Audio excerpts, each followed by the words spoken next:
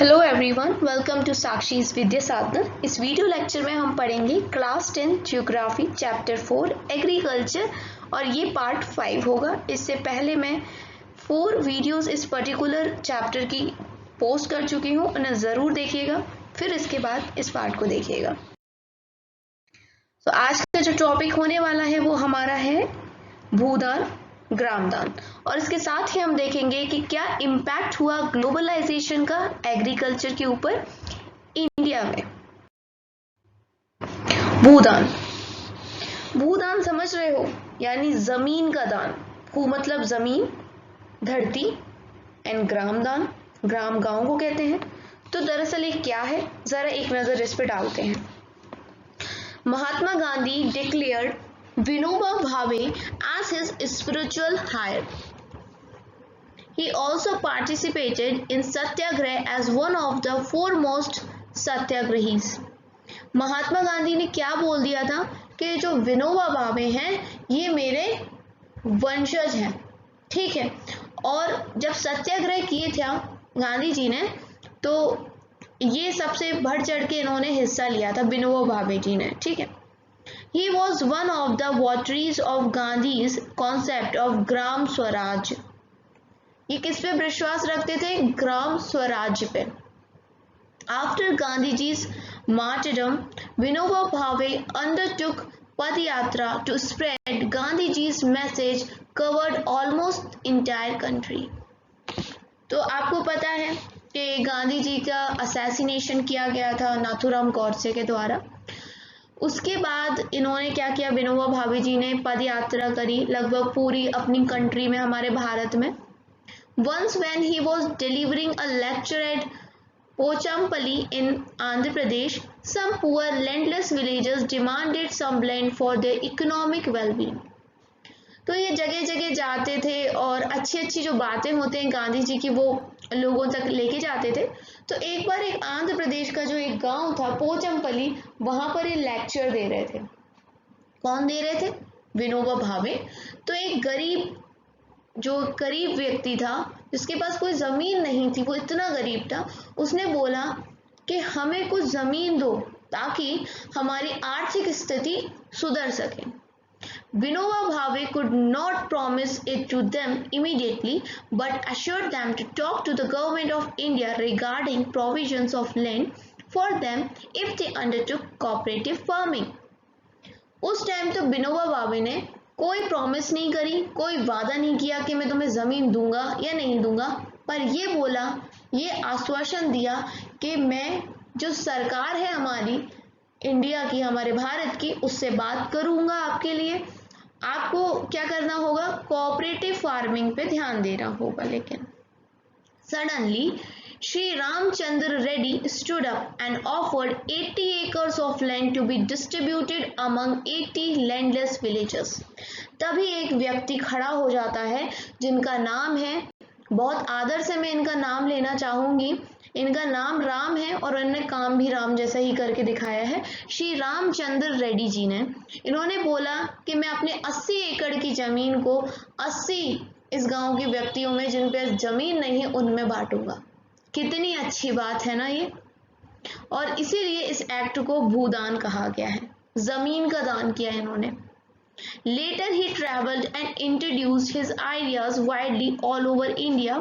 और इस किस्से के बाद, इस कहानी के बाद, मतलब ये जो भी कंडीशन हुई उसके बाद इन्होंने क्या किया, विनोबा भावे जी ने वही किया जो कर रहे थे, ट्रैवल किया और अपने अच्छे अच्छे आइडियाज को पूरे देश में देशवासियों के साथ बांटा। Some zamindars, owners of many villages, offered to distribute some villages among the landless. It was known as ग्रामदान। ये किस्सा सुनने के बाद बहुत सारे जो जमींदार थे और लैंडलॉर्ड्स थे वो आगे आए, सामने आए और उन्होंने अपनी जमीन जो गरीब लोग थे उनमें बांटी और आगे जाके फिर इसका नाम हो गया ग्रामदान। However, many landowners chose to provide some part of their land to poor farmers due to fear of land sealing act. This Bhudan Gramdan movement initiated by Vinoba Bhave is also known as bloodless revolution.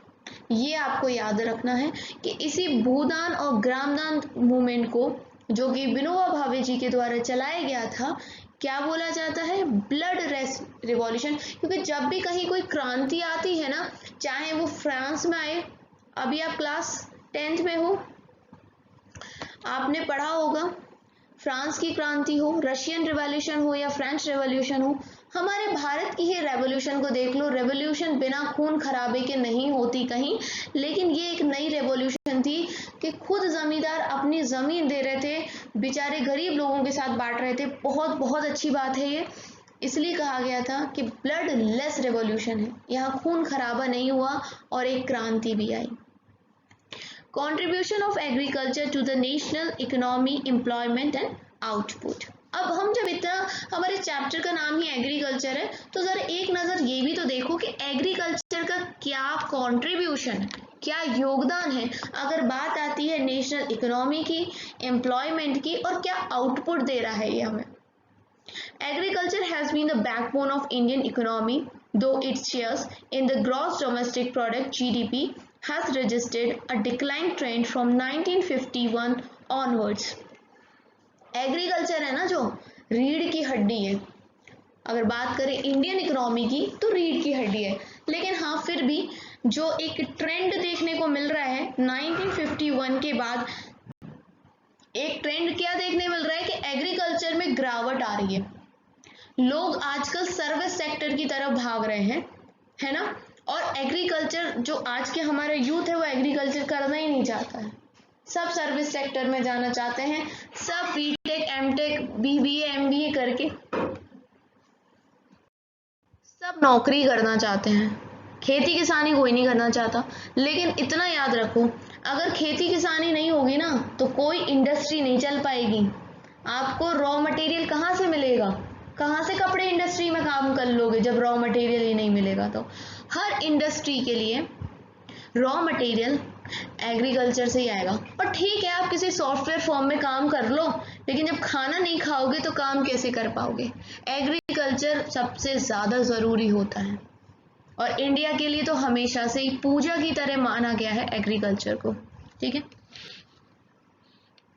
अगर GDP की बात करें तो 1951 से decline हमने देखा, 2010 और 11 में लगभग 52% था ये टोटल वर्क का। The declining share of agriculture in GDP is a matter of serious concern because any decline and stagnation in agriculture will lead to decline in other spheres of economy, having wider implication for society. जैसा कि मैंने आपको बताया, backbone है और दूसरी कोई industry चल नहीं सकती एग्रीकल्चर के बिना। तो अगर एग्रीकल्चर में डिक्लाइन आता है तो कहीं ये बहुत बड़ी चिंता का विषय है, क्योंकि फिर हमें डिक्लाइन दूसरे सेक्टर्स में भी, दूसरे स्फीयर्स ऑफ इकोनॉमी में भी देखने को मिल सकता है। Considering the importance of agriculture in India, the government of India made concerted efforts to modernise agriculture.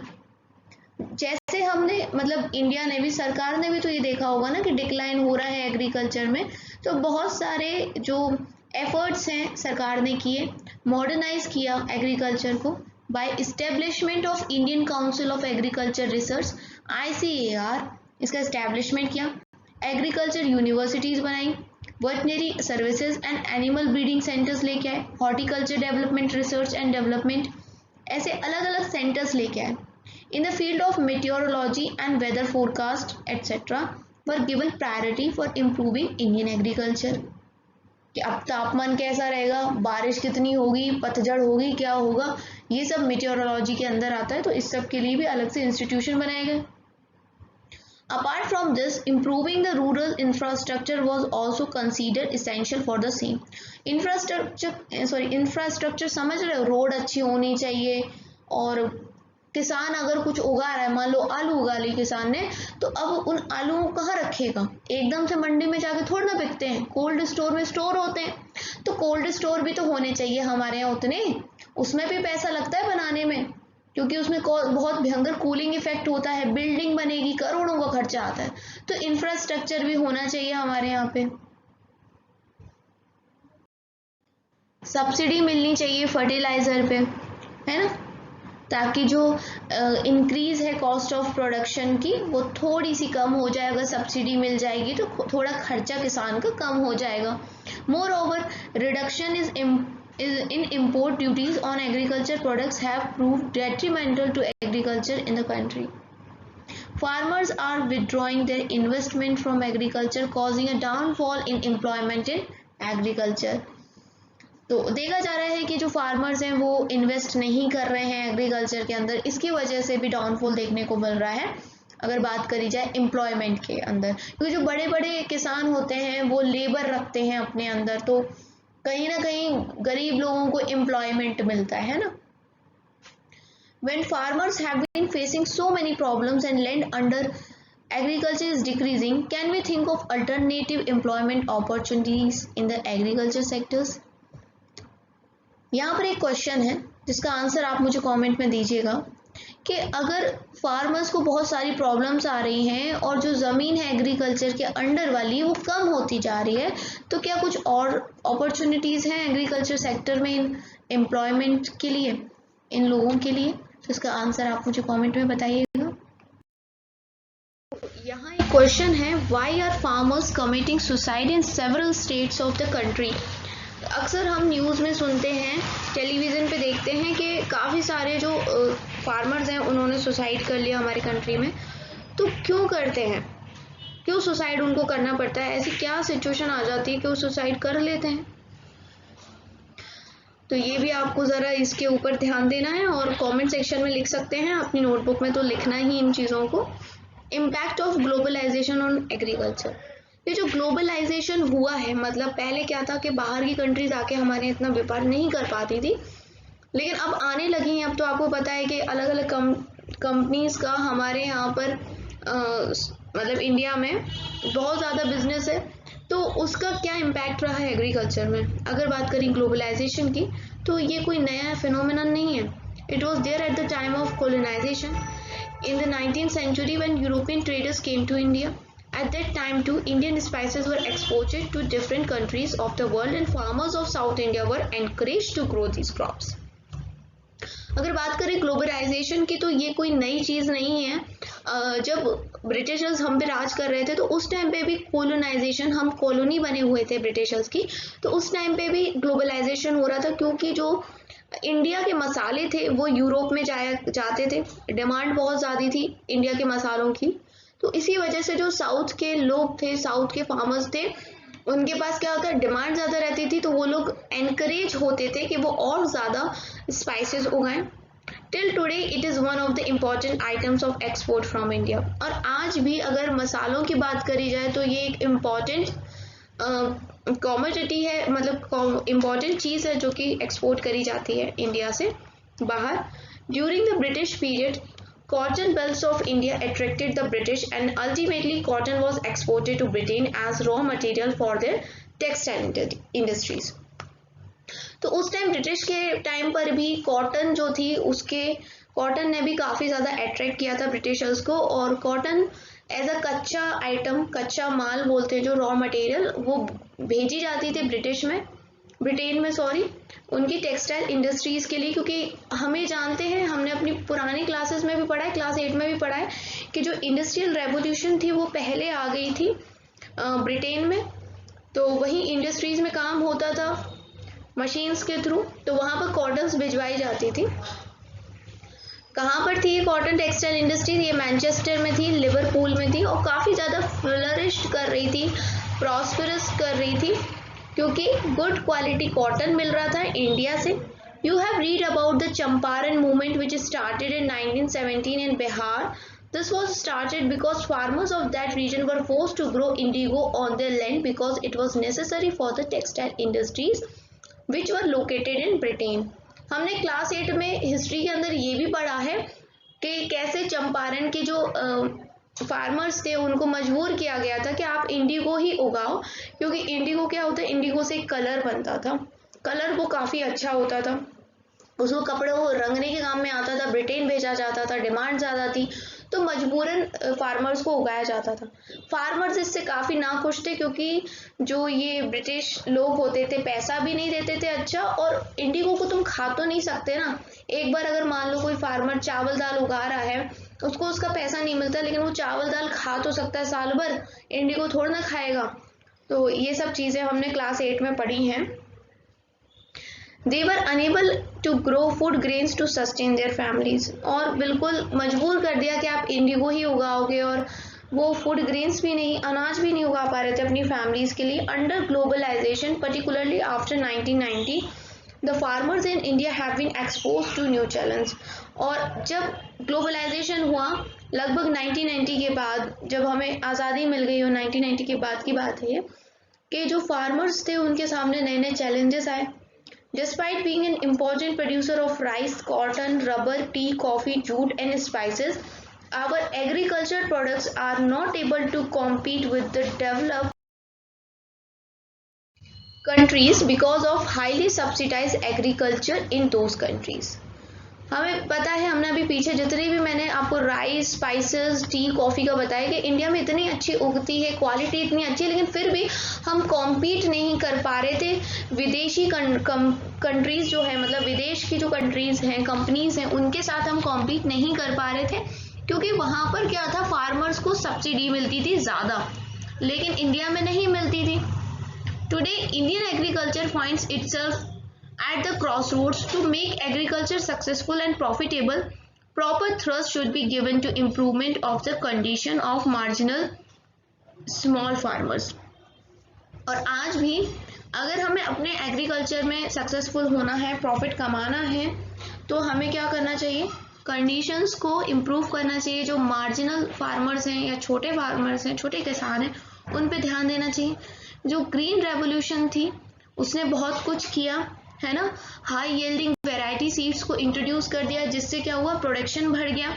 But today it's under controversies. लेकिन आज क्या हुआ कि जो ग्रीन रेवोल्यूशन है उसने प्रोडक्शन बढ़ाया, लेकिन वो आज भी कंट्रोवर्सीज के अंदर है।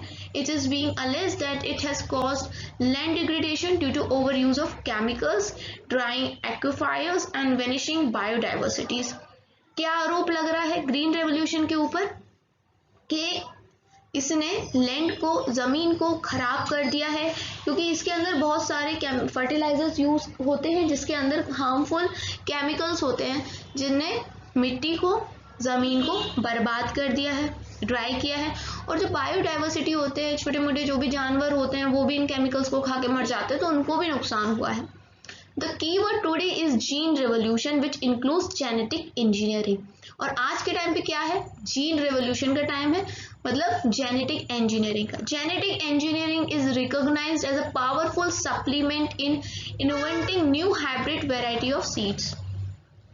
तो जेनेटिक इंजीनियरिंग की मदद से क्या करा जा रहा है, जो अच्छे बीज हैं, हाइब्रिड वेराइटी के सीड्स को उगाया जा रहा है। Can you name any gene modified seed used vastly in India? क्या बता सकते हैं आप? नेट पे सर्च करिएगा, थोड़ा टाइम लगेगा, लेकिन आपका माइंड ब्रॉड होगा इससे। ओके, कुछ होमवर्क आप भी करें। In fact organic farming is much in vogue today because it is practice without factory made chemicals such as fertilisers and pesticides. आज के टाइम पे ऑर्गेनिक फार्मिंग भी काफ़ी ज़्यादा चल रही है और लोग इसको अपना भी रहे हैं और इसका एडवर्टाइजमेंट भी कर रहे हैं। क्यों? क्योंकि ऑर्गेनिक फार्मिंग के अंदर कोई भी हार्श केमिकल्स या केमिकल्स यूज़ ही नहीं होते हैं। तो ये हमारे एनवायरनमेंट के लिए, हमारे ज़मीन के लिए और बायोडाइवर्सिटी के लिए, सब के लिए बहुत अच्छा होता है। कह सकते हैं कि it does not affect environment in a negative manner. और पहला स्टेट अगर मैं पूछूं जो ऑर्गेनिक फार्मिंग करने के लिए फेमस हुआ, पहला स्टेट वो कौन सा था? तो सिक्किम। कुछ इकोनॉमिक्स का क्या कहना है कि इंडियन फ्यूचर्स, जो इंडियन फार्मर्स हैं, उनका फ्यूचर खतरे में आ जाएगा अगर वो सिर्फ फूड ग्रेन्स पे ही काम करेंगे, है ना, क्योंकि पॉपुलेशन राइज हो रही है। India rural population is about 833 million. 2011 का अगर सेंसस देखें तो इतनी थी, जो डिपेंड होती है upon 250 million hectares of agriculture land के ऊपर, an average of less than half a acre per person. ठीक है, Indian farmers should diversify their cropping pattern from cereals to high value crops. हमारे यहाँ पर देखा गया कि ज़्यादातर लोग अनाज और सेम वही दाल और गेहूं उगाने पे ज़्यादा फोकस करते हैं। उन फार्मर्स को ये ज़रूरी है कि वो हाई वैल्यू क्रॉप्स को उगाएं। इससे उनकी क्या होगा, इनकम बढ़ेगी और रिड्यूस होगा environmental degradation. Because fruits, medicinal herbs, flower, vegetable, biodiesel crops like jatropha and jojoba needs much less irrigation than rice और शुगर केन। लेकिन हमारे यहाँ क्या कल्चर है कि राइस और शुगर केन ज़्यादा उगाते हैं, जो पानी भी ज़्यादा यूज़ करते हैं और उन पे ध्यान भी रखना पड़ता है, तो लेबर कॉस्ट भी ज़्यादा रहती है उनकी। अगर उनकी जगह पे flowers, vegetable, biodiesel crop, jatropha jojoba ऐसी चीज़ों को अगर उगाएं तो क्या होगा कि इसमें पानी कम लगेगा और लेबर कॉस्ट भी बचेगी। India's diverse climate can be harnessed to grow a wide range of high value crops. India एक ऐसी जगह पे है अर्थ में हमारे जहाँ पर हमें बहुत ज़्यादा वेरिएशन देखने को मिलते हैं क्लाइमेट में। आप खुद ही देख लीजिए, कश्मीर में कैसा है, राजस्थान में कैसा है, केरला में कैसा है, मुंबई में, नॉर्थ ईस्ट में एंड मध्य प्रदेश में, यूपी, बिहार, दिल्ली, हर जगह का जो क्लाइमेट है काफ़ी अलग अलग है कि नहीं है। तो हम इस क्लाइमेट रेंज को यूज़ कर सकते हैं हाई वैल्यू क्रॉप्स को उगाने के लिए। अलग अलग प्रकार के क्रॉप्स उग सकते हैं। Change in cropping pattern, for example from cereals to high value crops will mean that India will have to import food. देखो, अगर हम अपना जैसे कुछ इकोनॉमिक्स कहते हैं कि जैसा मैंने अभी आपको ऊपर बताया कि ऐसा ऐसा करना चाहिए, अगर हम सीरियल्स उगाना छोड़ के, दाल चावल उगाना छोड़ के हाई वैल्यू क्रॉप्स उगाएं तो जो कहीं ना कहीं तक ठीक भी है, लेकिन पूरी तरीके से हम इस पर भी डिपेंड नहीं कर सकते हैं क्योंकि फिर हमें खाना इंपोर्ट करना पड़ेगा। और जैसा कि हम देख रहे हैं कि हमारी इकोनॉमी बढ़ रही है, उससे ज़्यादा तो हमारी पॉपुलेशन बढ़ती जा रही है। पॉपुलेशन बढ़ेगी, उसे खाना भी ज़्यादा लगेगा, तो हमारा बहुत आधे से ज़्यादा जो हमारा पैसा है वो खाना इंपोर्ट करने में ही लग जाएगा। During 1960s, this would have been seen as a disaster, but if India imports cereals while exporting high valuable commodities, it will be following successful economics like Italy, Israel and Chile. देखो, अगर 1960s की बात करी जाए तो उस हिसाब से ये एक डिजास्टर माना जा सकता था, लेकिन अगर आज इंडिया अनाज इंपोर्ट करे और बाकी हाई वैल्यूएबल कमोडिटीज को उगाए तो वो एक सक्सेसफुल इकोनॉमी बन सकता है। किन की तरह एग्जाम्पल दिया गया है, इटली, इजराइल और चिली। लेकिन एक बात देखी जाए तो देखो, इजराइल, इटली और इधर इनकी जो पॉपुलेशन है इंडिया के मुकाबले बहुत कम है।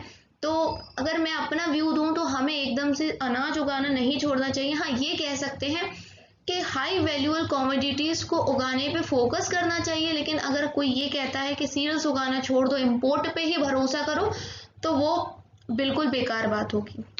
These countries exports farm products, fruits, olives, especially seeds and vintage, and import cereals.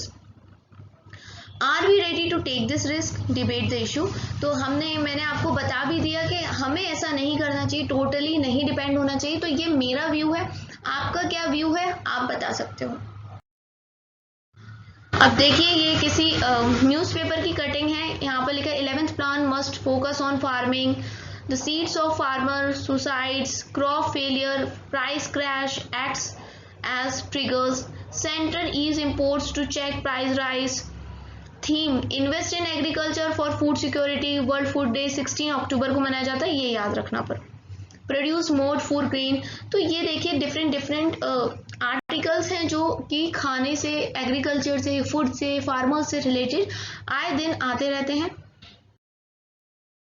तो इसी के साथ हमारा ये वीडियो ख़त्म होता है। मैंने 5 वीडियो बना दी इस चैप्टर को कंप्लीट करने के लिए, चैप्टर 4 एग्रीकल्चर को। आई होप आपको पसंद आया होगा। मैंने अपना 100% दिया है, फिर भी कोई कमी रह जाती है तो उसके लिए माफ़ी चाहूँगी। और आप मुझे कमेंट करके अपने व्यूज़ मुझ तक पहुँचा सकते हैं। Thanks for watching. Sakshi's Vidya Sadhana.